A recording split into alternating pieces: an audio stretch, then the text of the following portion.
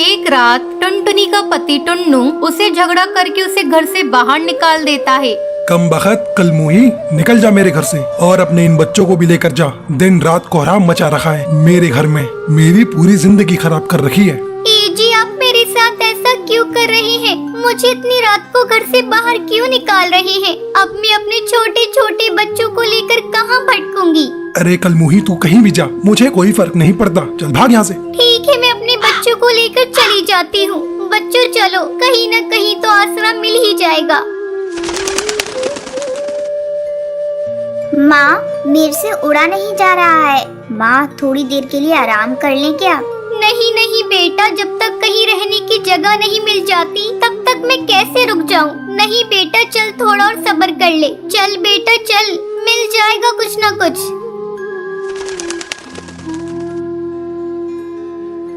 माँ, वो देखो एक घर नजर आ रहा है। हाँ रानी बेटा, मुझे भी घर दिखाई दिया। चल तो देखिए क्या है। अरे लाडो बेटा, थोड़ा जल्दी जल्दी उड़। तू क्या कर रही है? अरे माँ, ये तो कोई टॉयलेट लग रहा है।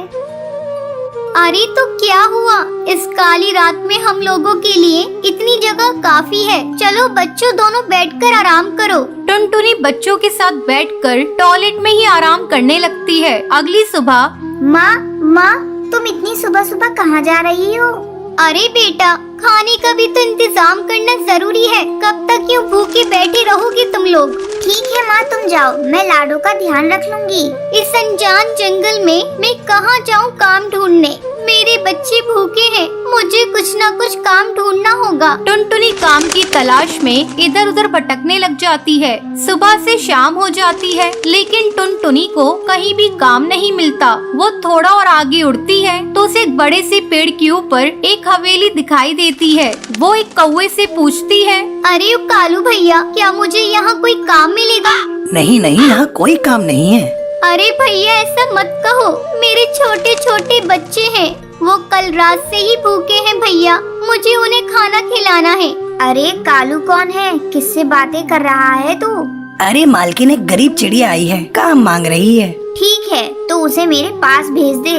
मालकिन, आपकी बहुत मेहरबानी होगी। आप मुझे कोई भी काम दे दीजिए, मैं कर लूंगी। मालकिन ना मत कहिएगा, मुझे काम की बहुत जरूरत है। मेरे छोटे छोटे बच्चे हैं, वो कल से ही भूखे हैं मालकिन।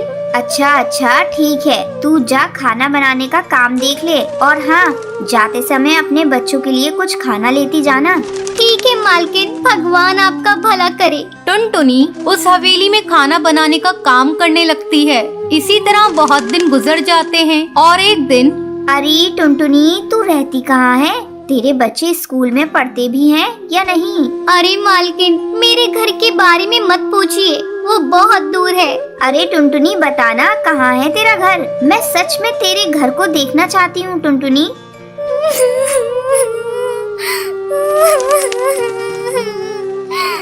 अरे मालकिन, वो मेरे पति ने मार पीट कर मुझे घर से बाहर निकाल दिया। मालकिन, अब हम सभी टॉयलेट में रहते हैं। क्या बोला तूने? टॉयलेट? छी छी छी, टॉयलेट भी कोई रहने की जगह है?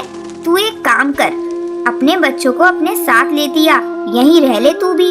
नहीं नहीं मालकिन, आप इस मुसीबत को अपने सर क्यों ले रही हैं? क्या पता मेरा पति कब आ जाए और यहाँ भी झगड़ा करने लगे। मालकिन, तब मैं कहाँ जाऊँगी? अरे टुनटुनी, तू कैसी बातें बोल रही है? तेरे छोटे छोटे बच्चे हैं, तू ये कौन सा भविष्य दे रही है उन्हें टुनटुनी?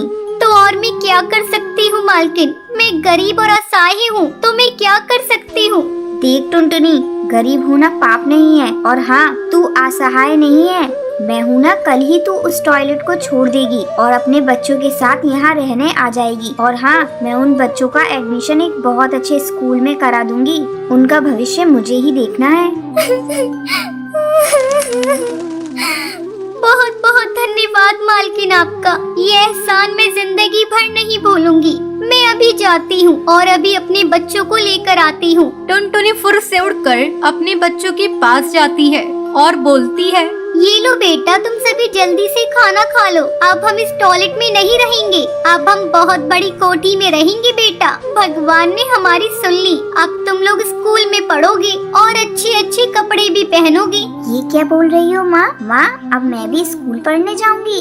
रानी बेटा, तू भी पढ़ने जाएगी। चलो चलो जल्दी खाना खाओ, बातें मत बनाओ। हे भगवान, तेरा लाख लाख शुक्रिया, तूने मेरी सुन ली। बच्चों का भविष्य सुधर जाएगा। टुनटुनी, ये ले स्टाफ रूम की चाबी, तू अब से वहीं रहेगी। टुनटुनी चाबी ले लेती है और अपने बच्चों के साथ वहीं रहने लग जाती है। एक घने जंगल में बबली नाम की अमीर कबूतरी रहा करती थी। उसका एक बेटा था जिसका नाम बंटी था।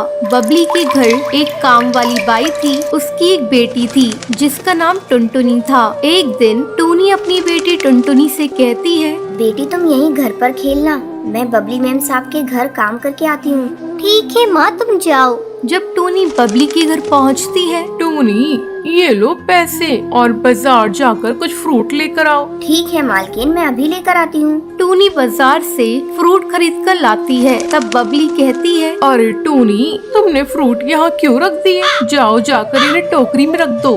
ठीक है मालकिन, अभी रख देती हूँ। थोड़ी देर बाद, मालकिन, मैंने घर का सारा काम कर दिया है, क्या मैं अब घर जा सकती हूँ? मेरी बेटी घर पर भूखी है, मेरा इंतजार कर रही होगी। नहीं टूनी, तुझे अभी नहीं जाना। तू देख नहीं रही है, मेरे बेटे को भी भूख लग रही है। चल पहले टोकरी से फल निकाल कर काट दे। ठीक है मालकिन, मैं अभी काट कर देती हूँ। टूनी फल काट कर बबली को देती है। टूनी, अब तो घर जा सकती है। टूनी के घर पहुँचने पर, माँ, मुझे जोरों की भूख लगी है, मुझे जल्दी से कुछ खाने को दो।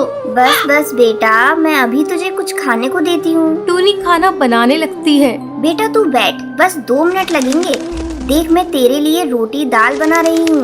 हाँ माँ, जल्दी से बनाओ, मुझसे भूख बर्दाश्त नहीं हो रही है। टूनी टुनटुनी को खाना लाकर देती है। अगले दिन जब टूनी अपनी मालकिन के घर जाती है, टूनी, कल जो तू सेब लाई थी वो सारे सड़े हुए थे। मैं सेब के पैसे तेरी पगार से काट लूंगी। लेकिन मालकिन, मैं तो सब अच्छे लाई थी। तो ये क्या है? तू इसे अपने घर ले जा और अपनी बेटी को खिला देना। मालकिन, एक तो मेरी पगार कम है और ऊपर से आप काट रही हैं। मुझ गरीब के साथ ऐसी नाइंसाफी मत कीजिए। एक तो इतनी कम पगार में हम लोगों को बड़ी मुश्किल से 2 वक्त की रोटी मिलती है और ऊपर से आप पैसे काट लेंगी, तो हम पूरे महीने कैसे खाएंगे? टूनी, पैसे कमाने पड़ते हैं, पेड़ पर नहीं लगते हैं। इन्हें कमाने के लिए दिन भर मेहनत करनी पड़ती है। तभी बबली का बेटा बंटी वहाँ आता है। माँ, आज मैं पिज्जा खाऊंगा, मेरे लिए पिज्जा ऑर्डर कर दो। ठीक है बेटा, मैं अभी ऑर्डर कर देती हूँ। मालकिन, बच्चों को घर का बना खाना खिलाया करें, भारी खाना बच्चों की सेहत के लिए अच्छा नहीं होता है। देख टूनी, तू मेरे यहाँ काम करती है तो काम से मतलब रखा कर और मुझे ज्यादा सलाह देने की जरूरत नहीं है। मेरे पास इतने पैसे हैं कि मैं अपनी बेटे की हर इच्छा पूरी कर सकती हूँ। तुम गरीब लोग हमें देख के जलते हो, इसलिए कहते हो ये अच्छा है ये बुरा है। मालकिन, मेरे कहने का मतलब वो नहीं था। मैं भी एक माँ हूँ, जानती हूँ बच्चों के लिए खाना कौन सा अच्छा है। मैं तो बस आपको बता रही थी, आगे आपकी मर्जी। तभी डिलीवरी बॉय पिज्जा लेकर आ जाता है। मैम, ये रहा आपका पार्सल। जैसे ही बंटी पिज्जा खाता है, उसे उल्टियाँ होने लगती हैं। अरे ये मेरे बेटे को क्या हो गया? ये इतनी उल्टियाँ क्यों कर रहा है? मालकिन, आप घबराइए मत, मैं अभी नींबू पानी लेकर आती हूँ। बंटी बेटा अभी ठीक हो जाएगा और आगे से बंटी बेटे को बाहर का खाना मत दीजिएगा। तू ठीक कहती है टूनी, मैं कान पकड़ती हूँ। आगे से इसे बाजार का कुछ भी नहीं खाने दूंगी, हमेशा इसे घर का बना खाना दूंगी। ये सुनकर टूनी खुश हो जाती है और अपने काम पर लग जाती है। ऐसे ही समय पंख लगाकर उड़ने लगता है। टूनी की बेटी टुनटुनी बड़ी हो जाती है। एक दिन वो पानी पीने के लिए नदी किनारे जाती है, जहाँ उसकी मुलाकात जंगल के सबसे अमीर पक्षी कड़कनाथ सेठ के बेटे से होती है। वाह, कितनी प्यारी चिड़िया है, काश मेरी शादी इससे हो जाए। कालू टुनटुनी के पास जाता है और उससे बात करता है। हेलो, मेरा नाम कालू है और मैं वो कड़कनाथ ज्वेलर्स का नाम सुना है ना, वही जो जंगल के सबसे बड़े हीरा व्यापारी है ना, मैं उन्हीं का बेटा हूँ। ओके, तो बताइए मैं आपकी कैसे मदद कर सकती हूँ? मुझे तुम बहुत अच्छी लगी हो।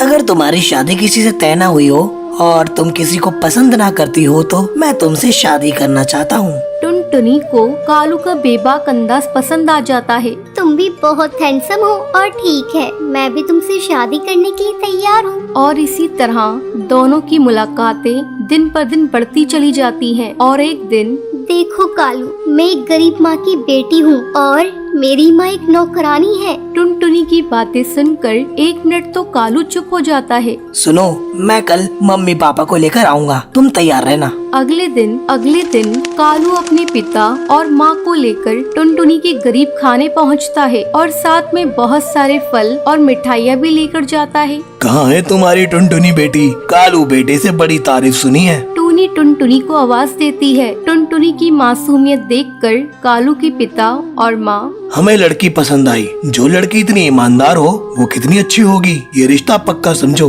और ये लो नए घोंसले की चाबी। अब आप लोग वहीं रहेंगे। और फिर टूनी और टुनटुनी खुशी खुशी अपनी बाकी जिंदगी गुजारते हैं।